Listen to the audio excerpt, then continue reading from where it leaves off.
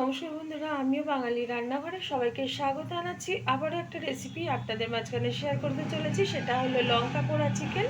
তাহলে চলুন দেখে নেওয়া যাক আজকের রেসিপি। একটা পাত্রের মধ্যে আমি বেশ কিছুটা পরিমাণে চিকেন নিয়েছি, এটা ভালো করে ধুয়ে পরিষ্কার করে নিয়েছি। এখন কিভাবে আমি এই লঙ্কা পোড়া চিকেনটা রান্না করব সেটা আপনাদের মাঝখানে শেয়ার করব। তার আগে আমি কিছুটা শুকনো লঙ্কা ওভেনে পুড়িয়ে নিচ্ছি। ওভেনটা জ্বালিয়ে দিয়েছি আর এখানে কয়েকটা লঙ্কা নিয়েছি, ঝালটা যার যার পছন্দ অনুযায়ী ব্যবহার করবেন। লঙ্কাগুলো ভালোভাবে আমি পুড়িয়ে নিচ্ছি।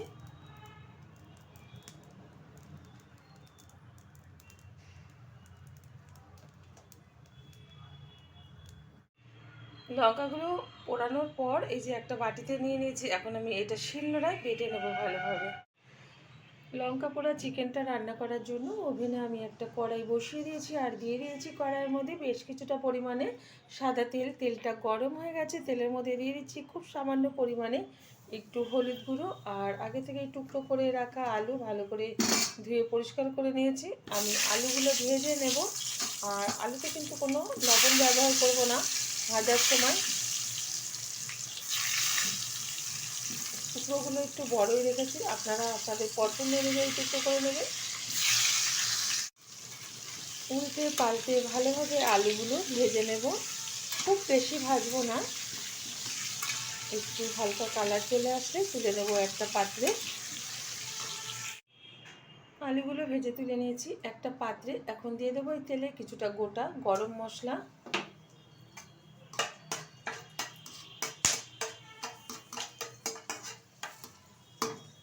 দিয়ে দিচ্ছি টুকরো করে রাখা একটা টমেটো।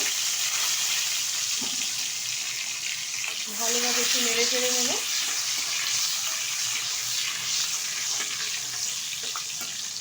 দিয়ে দেবো 2 চামচ হলুদ গুঁড়ো।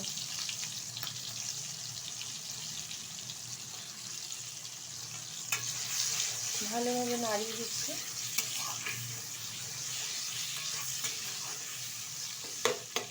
এখন দিয়ে দেবো এখানে আদা পেঁয়াজ রসুন আমি বেটে নিয়েছি আর এখানে উপরে দিয়ে দিয়েছি 1 চামচ মতো জিরের গুঁড়ো।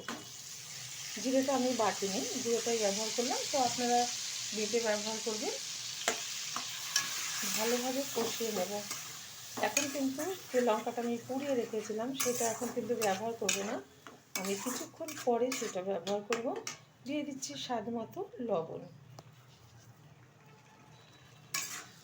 আপনারা যেরকম গ্রেভি রাখবেন সেই অনুযায়ী লবণ ব্যবহার করবেন আর জল ব্যবহার করবেন। আমি আমার পরিমাণ বুঝে ব্যবহার করলাম। ভালোভাবে কষিয়ে নিচ্ছি মশলাটা।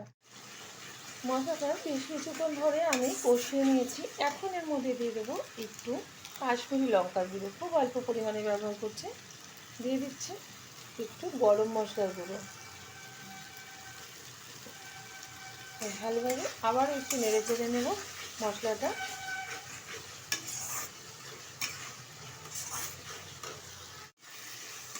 মশলাটা ভালোভাবে কষানো হয়ে গেছে। এখন দিয়ে দেবো এর মধ্যে চিকেন।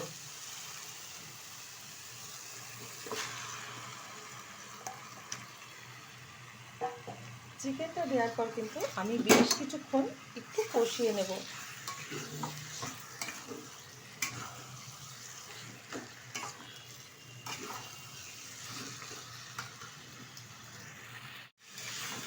চিকেনটা কিন্তু বেশ কিছুক্ষণ সময় নিয়ে আমি কষিয়ে নিয়েছি। এখন এর মধ্যে দিয়ে দেবো ভেজে রাখা আলু। আলুটা দেওয়ার পরে একটু নেড়ে চেড়ে নিচ্ছি।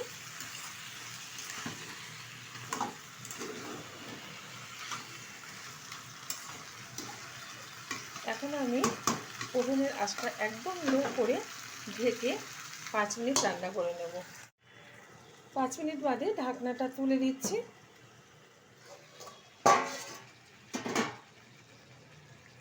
ওভেনের আঁচটা আবারও একটু বাড়িয়ে দিলাম। অনেকটাই কিন্তু মজে গেছে আর চিকেন থেকে জল ছাড়া শুরু হয়ে গেছে।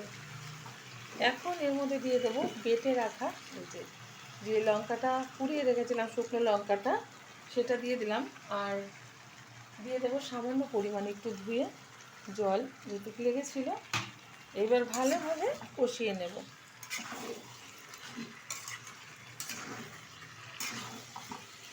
আমার এই রেসিপি যদি আপনাদের ভালো লেগে থাকে আপনারা অবশ্যই আমার চ্যানেলটিকে সাবস্ক্রাইব করবেন, লাইক করবেন, শেয়ার করবেন। আর এরকমভাবে একবার চিকেন রান্না করে খেয়ে দেখবেন। আশা করি আপনাদের যে কোনো কিছুর সাথে ভীষণ ভালো লাগবে। লঙ্কা পোড়া চিকেন কিন্তু গরম গরম ভাত, পরোটা, ফ্রায়েড রাইসের সাথে ভীষণ ভালো লাগে। ঢেকে দিচ্ছি আবারও 5 মিনিটের জন্য। ঢাকনাটা তুলে দিচ্ছি। চিকেন থেকে কিন্তু অনেকটা পরিমাণে জল বেরিয়ে এসেছে, আর সুন্দরভাবে কিন্তু এটা কষানো হয়ে গেছে। আর একটু আমাদের নাড়িয়ে দিই। যত সুন্দরভাবে কষানো হবে ততই কিন্তু যে কোনো মাংসের তত টেস্ট হয়। কষানোর উপরে সব কিছু।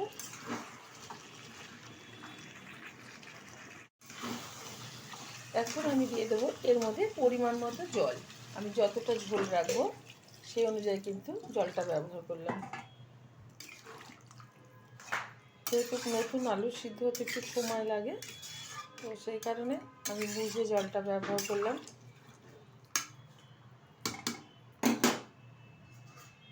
ঢেকে দিচ্ছি 15 মিনিটের জন্য। ঢাকনাটা তুলে দিচ্ছি।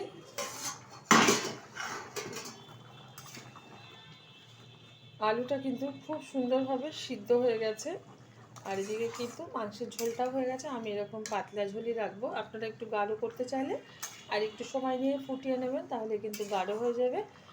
এখন আমি ওভেনটা বন্ধ করে ঝোলটা একটা পাত্রে ঢেলে দিচ্ছি, মাংসটা একটা পাত্রে ঢেলে দিচ্ছি। আপনারা অবশ্যই ট্রাই করবেন। দেখা হবে পরের ভিডিওতে নতুন কোনো রেসিপি নিয়ে। ধন্যবাদ।